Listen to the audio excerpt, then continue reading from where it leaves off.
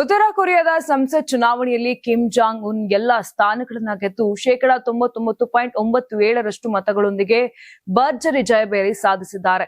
ದೇಶದ ಅಧಿಕೃತ ಮಾಧ್ಯಮ ಸಂಸ್ಥೆ KCNA ಈ ಬಗ್ಗೆ ವರದಿ ಮಾಡಿದೆ. 15ನೇ ಸುಪ್ರೀಂ ಪೀಪಲ್ಸ್ ಅಸೆಂಬ್ಲಿಗೆ ಸದಸ್ಯರನ್ನ ಆಯ್ಕೆ ಮಾಡಲು ಮಾರ್ಚ್ 15ರಂದು ಮತದಾನ ನಡೆದಿತ್ತು. ನೀವು ಸಣ್ಣ ಆಗ್ಬೇಕಲ್ವಾ? ಅದು ಒಂದು ಉತ್ತಮ ಆಹಾರದಿಂದ ಸಣ್ಣ ಆಗ್ಬೇಕಲ್ವಾ? ಪ್ರತಿದಿನ ನಮ್ಮ ಜೀನಿ ಸ್ಲಿಮ್ ನ ಯೂಸ್ ಮಾಡಿ ಯಾವುದೇ ಸೈಡ್ ಎಫೆಕ್ಟ್ ಇಲ್ದಂಗೆ ನೀವು ಸಣ್ಣ ಆಗ್ತೀರಾ.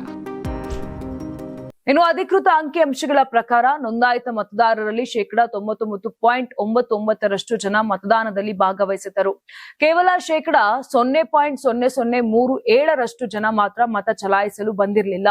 ಇವರು ವಿದೇಶದಲ್ಲಿ ಅಥವಾ ಸಮುದ್ರದಲ್ಲಿ ಕೆಲಸ ಮಾಡುವವರಾಗಿದ್ದರು. ಮತ ಚಲಾಯಿಸಿದವರಲ್ಲಿ 99.93% ಮಂದಿ ಅಭ್ಯರ್ಥಿಗಳನ್ನು ಬೆಂಬಲಿಸಿದರೆ 0.07% ಜನ ವಿರೋಧಿಸಿ ಮತ ಹಾಕಿದ್ದಾರೆ. ಉತ್ತರ ಕೊರಿಯಾದ ಚುನಾವಣಾ ಇತಿಹಾಸದಲ್ಲಿ ಇದು ಒಂದು ಅಚ್ಚರಿಯ ಬೆಳವಣಿಗೆಯಾಗಿದೆ.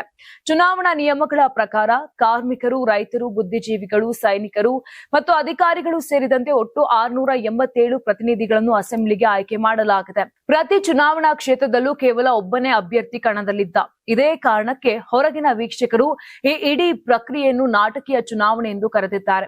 1957ರ ನಂತರ ಇದೇ ಮೊದಲ ಬಾರಿಗೆ ಸುಪ್ರೀಂ ಪೀಪಲ್ಸ್ ಅಸೆಂಬ್ಲಿ ಚುನಾವಣೆಯಲ್ಲಿ ವಿರೋಧದ ಮತಗಳು ಬಂದಿವೆ ಎಂಬುದನ್ನ ಅಲ್ಲಿನ ಸರ್ಕಾರಿ ಮಾಧ್ಯಮಗಳೇ ಒಪ್ಪಿಕೊಂಡಿವೆ.